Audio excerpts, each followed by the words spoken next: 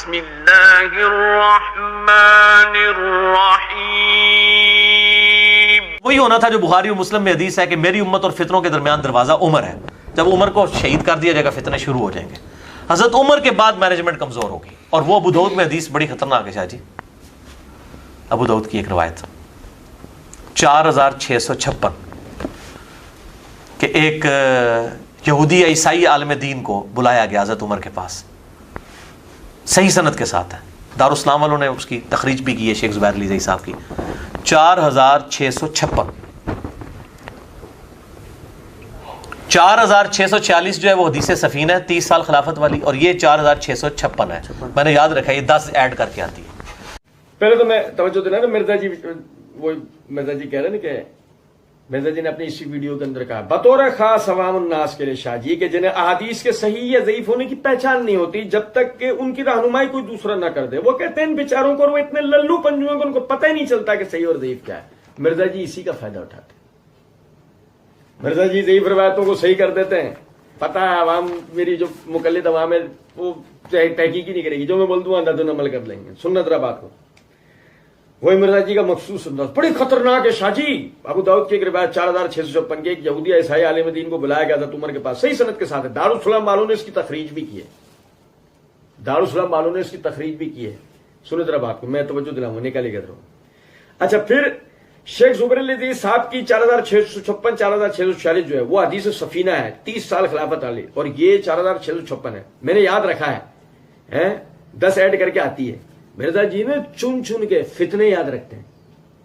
مرزا جی کبھی بھی اصلاح والی باتیں یاد نہیں رکھتے. مرزا جی چن چن کے نا وہ ساری وہ چیزیں یاد رکھتے ہیں کہ جس میں جو نا مطلب لوگوں کو وسوسہ دیا جا سکتا ہو. ذرا دیکھیے گا, یہ ہم نے جناب اس کا PDF ڈاؤن لوڈ کیا. ابو داؤد دارالسلام کی جو چھپی ہوئی ہے, ہمارے پاس وہ دارالسلام والی جو ہے ابو داؤد تھی نہیں, تو ہم نے اس کا PDF ڈاؤن لوڈ کیا نا. تو مرزا جی نے جو روایت کا حوالہ دیا ہم نے وہی روایت یہاں پہ نکال رکھی ہے. اب آپ مزے کی بات دیکھیں آپ کہ جو مرزا جی کہتے ہیں نا کہ اس کی تخریج بھی کی ہے شیخ زبیر علی زئی صاحب والی. اب اس کی تخریج میں سب سے پہلی چیز حاشیے میں لکھی ہے تخریج اسنادہ صحیح, اس کی سند صحیح ہے.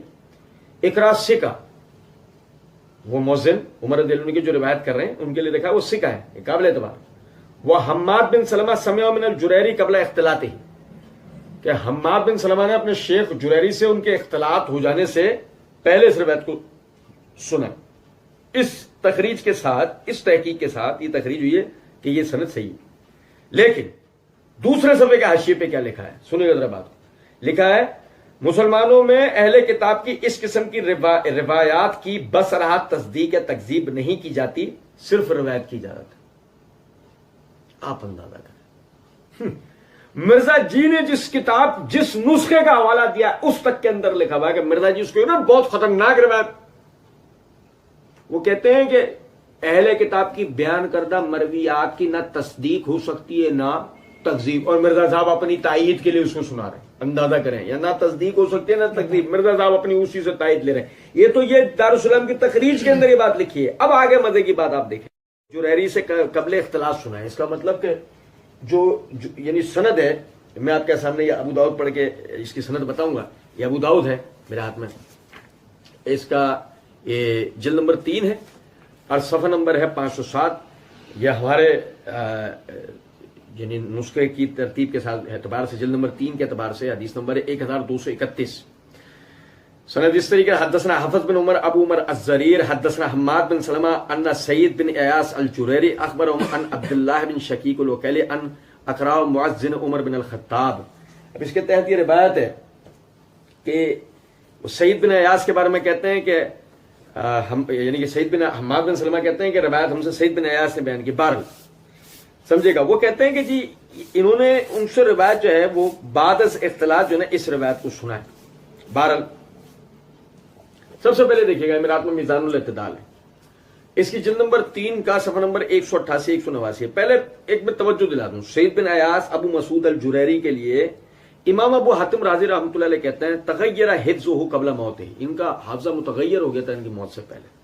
وقال محمد بن ابی عدی لا نکذب اللہ سمعنا من الجریری وهو مختلف. محمد بن ابی عدی کہتے ہیں میں اللہ کے نام سے بات نہیں, میں جھوٹ نہیں بولتا اللہ کے نام سے. میں نے جریری سے سنا وہ مختلف ہو چکے تھے.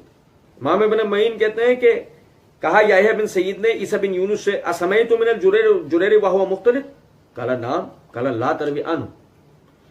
کہتے ہیں کہ عیسیٰ بن یونس سے کہا کہ تو نے جریری سنا جبکہ وہ مختلف بھی ہو گیا؟ کہا ہاں. کہا اس سے روایت نہیں لیا کر، اس سے روایت نہیں لیا کر. اس کے بعد کہتے ہیں سنو ذرا بات کو، جو امام ذہبی نے ان کی منکر روایت ذکر کی ہے، یہ میری بات پہ آپ توجہ کریں جو میں نے یہ اس کتاب کو آپ کو پڑھ کے سنا رہا ہوں. حالانکہ دیکھو وہ انہوں نے لکھا ہے نا کہ حماد بن سلمہ نے اس روایت کو یعنی کہ سعید بن ایاس ابو مسعود الجریری سے اختلاط سے پہلے سنا. تو ویسے تو مسئلہ اختلاط کا نہیں ہونا چاہیے نا، لیکن سنو ذرا بات کو. امام ذہبی نے بطور مثال یہاں پر جو روایت سب سے پہلے ان کی منکر روایتوں میں درج کر رکھی ہے، اس کو ان سے بیان کون کرتا ہے؟ یہ سنو ذرا بات. حماد بن سلمہ.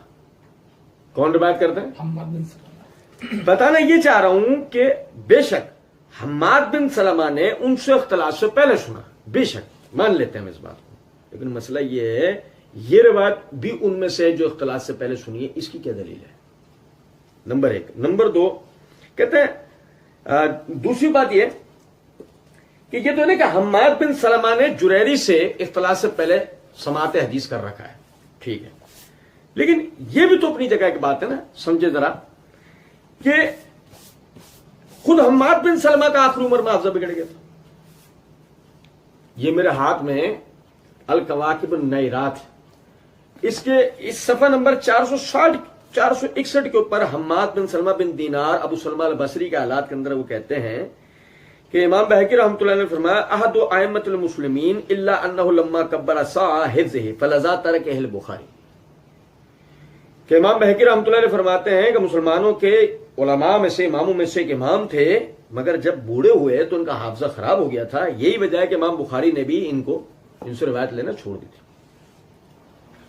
اس کے بعد وہ آگے یحییٰ بن معین رحمۃ اللہ علیہ کے حوالے سے لکھتے ہیں من اراد ان یکتب حدیث حماد بن سلمہ فعلیہ عفان بن مسلم. جو چاہتا ہے کہ حماد بن سلمہ کی بیان کرتا صحیح روایتیں لے لے، اس کو چاہیے کہ وہ عفان بن مسلم کی جو مرویات ہیں حماد بن سلمہ سے وہ لے لے. صحیح. اور سمجھے ذرا اس بات کو کہ جو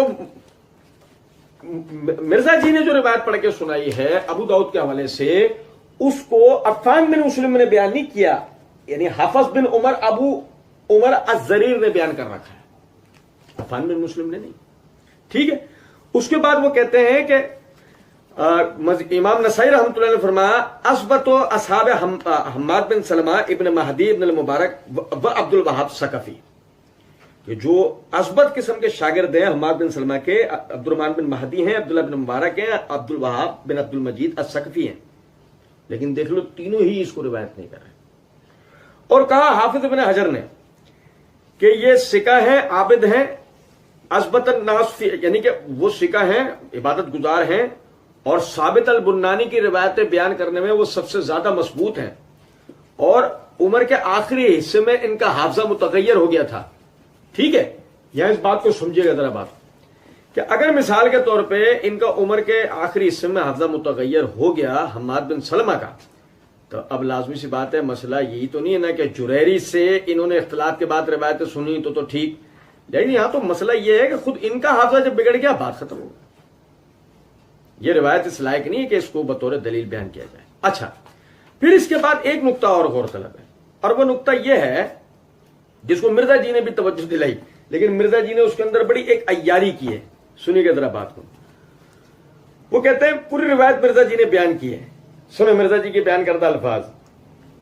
ان کا بتا میرے بعد جو خلیفہ بنے گا ان کا خلیفہ تو نیک ہوگا، لیکن اس میں ایک کمزوری ہوگی، وہ اپنے رشتہ داروں کو نوازے گا. تو حضرت عمر کی زبان سے 3 دفعہ نکلا خدا عثمان پر رحم کرے، خدا عثمان پر رحم کرے، خدا عثمان پر رحم کرے. یعنی حضرت عمر یہ مطلب ان کو یا آپ کرامت کہہ لیں یا ان کا ایک ویژن تھا، ان کے ذہن میں تو تھا نا میں نے کون سی کمیٹی بنانی ہے، تو ان کا یہ. پھر کہا اس کے بعد خلیفہ نیک ہوگا لیکن لوہے کا محل ہوگا. تو حضرت عمر نے کہا بدبودار شخص یہ کیا کہہ رہا ہے لوہے کا محل. انہوں نے کہا کہ اصل میں لوہے کا محل کا مطلب یہ ہے کہ خلیفہ تو شریف اور نیک ہوگا لیکن تلوار نیام سے باہر آ چکی ہوگی. وہ کوشش تو کرے گا کسی طریقے سے امت کو پٹری پہ چڑھائے دوبارہ سے، لیکن मामलात बिगड़ चुके हों. आप देखें जरा, मैं रिवायत अबू दाऊद से भी आपको बताता हूँ, उसमें तवज्जो दिलाऊंगा. मिर्जा जी ने इसमें एक मिर्जा जी अपनी कही हुई बात के खिलाफ जा चुके हैं. इकरा यानी इकरा जो कि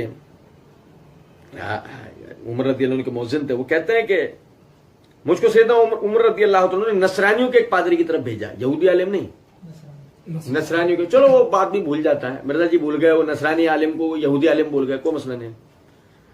कहते हैं कि मैंने उसको बुलाया, हज़रत उमर फारूक रज़ी अल्लाह अन्हु उससे दरियाफ्त फरमाया, तुम अपनी किताब में मेरे बारे में कोई बात देखते हो? अच्छा, ऐसी एक समझे जरा बात को. सैयदना उमर रज़ी अल्लाह तआला अन्हु की जिस तरीके की संजीदा शख्सियत थी, और सैयदना उमर रज़ी अल्लाह अन्हु के जो फजाइल सही अहादीस से खुद नबी सल्लल्लाहु अलैहि वसल्लम के सामने ही सामने, यानी कि आप सामने हैं, नबी सल्लल्लाहु अलैहि वसल्लम आपको बशारत दे रहे हैं. आपको क्या ये दिमाग भी जा सकता है इस बात की तरफ कि सैयदना उमर एक ईसाई से पूछेंगे कि मेरी फजीलत बता? हाँ, एक चीज है. मिर्जा जी, अरे मिर्जा जी के जो मुकल्लिदीन हैं वो कहीं एकदम तड़क कर ये ना कह दें, हाँ हदीस रसूल के मुकाबले में आप अकल का इस्तेमाल कर रहे हैं, आप अकल चला रहे हैं. तो मैं मिर्जा जी को बताता चलो, मिर्जा जी आपके जो खाने वाले दांत है ना वही दिखाया करें, दिखाने वाले नहीं. इसी वीडियो के अंदर मिर्जा जी ने मागे रज़ी अल्लाह तआला की फजीलत के अंदर जो हादी वाली तिरमिजी की जो रिवायत आती है, मिर्जा जी ने उसका बड़े भोंडे अंदाज में इनकार करते हुए अपनी अकल का नाजायज इस्तेमाल किया. और मिर्जा जी कहते हैं आप ये समझते हैं कि हादी और महदी दुआ कबूल हुई है और ये कैरेक्टर है, तो आप फिर खुद फैसला कर लीजिए, या तो आप कह दें दुआ कबूल नहीं हुई, या कह दें आपके भाई हदीस ही जाली है. तब मिर्जा जी, अब अगर अबू दाऊद वाली रिवायत सही है और उमर रज़ी अल्लाह तआला का वो संजीदा कैरेक्टर के जिसमें आप यानी कि यहूदियों और ईसाइयों को से एक सख्त मौक़िफ़ और यानी कि अपना रवैया रखते थे, तो ऐसे में आप समझे इस बात को, क्या अकल इस बात तो तस्लीम करती है कि उमर रज़ी अल्लाह तआला अन्हु एक यहूदी से अपनी फजीलत मालूम करेंगे? लेकिन चलो, मैंने तो सनदन तो बताया ना आपको कि रिवायत ज़ईफ है, चले उसे भी छोड़े. मिर्जा जी खुद कैसे अब इस रिवायत को ज़ईफ माननी पड़ेगी मिर्जा जी को, आप जरा देखिएगा बात को. मिर्जा जी ने भी उस नुक्ते की तरफ तवज्जो दिलाई, लेकिन आगे उन्होंने वो यहूदियाना कारीगरी एक करने की कोशिश की. उन्होंने कहते हैं कि मेरी तुम अपनी किताबों में मेरे बारे में कोई बात देखते हो? ये मैं रिवायत पढ़ के आपको बता रहा हूँ. उसने कहा जी हाँ. उन्होंने फरमाया किस तरह से? उस पादरी ने जवाब दिया कर्ण. इस बात पर सैयदना उमर फारूक रज़ी अल्लाह अन्हु ने कोड़ा उठाया, फरमाया कर्ण क्या है? उसने कहा कर्ण के मायने अमानत और मजबूत, ताकतवर और सख्त के. कर्ण अरबी का लफ्ज है. उमर रज़ी अल्लाह अन्हु के इसके मायने नहीं बताऊं, लेकिन चलिए छोड़े. कहते हैं फिर सैयदना उमर ने फरमाया मेरे बाद जो शख्स खलीफा होगा उसकी क्या हालत है? मेरे बाद जो शख्स खलीफा होगा उसकी क्या हालत है? तो उसने जवाब दिया वो नेक खलीफा है, लेकिन वो अपनी रिश्तेदारी का ज्यादा ख्याल रखेगा, रिश्तेदारी का ज्यादा ख्याल रखेगा. सैयदना उमर ने फरमाया अल्लाह ताला हजरत उस्मान पर रहम फरमाया. जुमला अपने 3 मरतबा इरशाद फरमाया. अब मेरी बात तवज्जो सुनो. रस्सियां फेंकी गई थी, सांप दिखाए जा रहे थे, लेकिन वो सांप साबित हुए नहीं. मिर्जा जी ने क्या करा? देखो रवायत का अल्फाज ये है अन्नहु योशुरु कराबतहु, यानी कि वो अपने कराबतदारों का ख्याल रखेगा. सही, वो अपने कराबतदारों का ख्याल रखेगा. इन्होंने तर्जुमा ये किया है कि वो अपने रिश्तेदारों को नवाजेगा, वो अपने रिश्तेदारों को नवाजेगा. ये है भोंडिया तर्जुमा. लेकिन हम थोड़ी देर के लिए इस तर्जुमे को तस्लीम कर लेते. क्या रिश्तेदारों से सिला रहमी करने का दीन हुक्म नहीं देता? क्या सैयदना अली रज़ी अल्लाह तआला ने अपने रिश्तेदारों को गवर्नर की हैसियत से, कमांडरों की हैसियत से खड़ा नहीं किया था? मिर्जा जी आगे तड़क के उसका इनकार करेंगे, लेकिन बड़े भोंडे अंदाज में. सुनो जरा बात, फिर इसे छोड़ें. आगे कहते हैं कि उसके बाद जो खलीफा का उसका क्या हाल है? भाई तवज्जो सुनो, भाई तवज्जो सुनो. उसके बाद जो खलीफा उसका क्या हाल है? मिर्जा जी इस जुमले को ही खा गए. मिर्जा जी की मक्कारी देखें आप जरा. यानी कि पहले मिर्जा जी ने क्या जुमला कहा है? पहले मिर्जा जी जो सीधे सीधे बोलते जा रहे हैं ना, जरा सुनो जरा बात. मेरे बाद जो खलीफा बनेगा, उन्होंने कहा खलीफा तो नेक होगा, लेकिन उसमें कमजोरी के वो अपने रिश्तेदारों को नवाजेगा. तो हजरत उमर की जबान से 3 दफा निकला खुदा उस्मान पर रहम करे, खुदा उस्मान पर रहम करे, खुदा उस्मान पर रहम करे. यानी हजरत उमर मतलब वो उनको आप करामत कह लें या उनका विजन था, ان کے ذہن میں تو تھا نا میں نے کون سی کمیٹی بنانی ہے. پھر اس کے بعد کہا خلیفہ تو نیک ہوگا لیکن لوہے کا محل ہوگا. تو حضرت عمر نے کہا بدبودار شخص یہ کیا کہہ رہا ہے, لوہے کا محل. انہوں نے کہا کہ اصل میں لوہے کا محل کا مطلب ہے خلیفہ تو شریف اور نیک ہوگا لیکن تلوار نیام سے باہر آ چکی ہوگی, کوشش تو کرے گا کسی طریقے سے امت کو پٹری پر چلائے دوبارہ سے, لیکن معاملات بگڑ چکے ہوں گے. کیا پتہ لگا یہ پوری کی پوری بات کس کے لیے ہو رہی ہے, عثمان رضی اللہ عنہ. ایسے لگ رہا ہے نا. لیکن اب دیکھو توجہ کیجیے گا ذرا بات کو. عمر رضی اللہ عنہ نے پہلے سوال کیا کہ میرے بعد جو خلیفہ ہوگا اس کی کیا حالت ہے. اس نے جواب دیا وہ نیک خلیفہ لیکن وہ اپنے رشتہ داری کا زیادہ خیال رکھے گا. حضرت عمر نے یہ سن کر فرمایا اللہ تعالیٰ حضرت عثمان پہ رحم کرے. یہ جملہ 3 مرتبہ فرمایا. اس کے بعد عمر رضی اللہ عنہ کہتے ہیں اس کے بعد جو خلیفہ ہوگا اس کا کیا حال ہے, اس کے بعد جو خلیفہ ہوگا اس کا کیا حال ہے.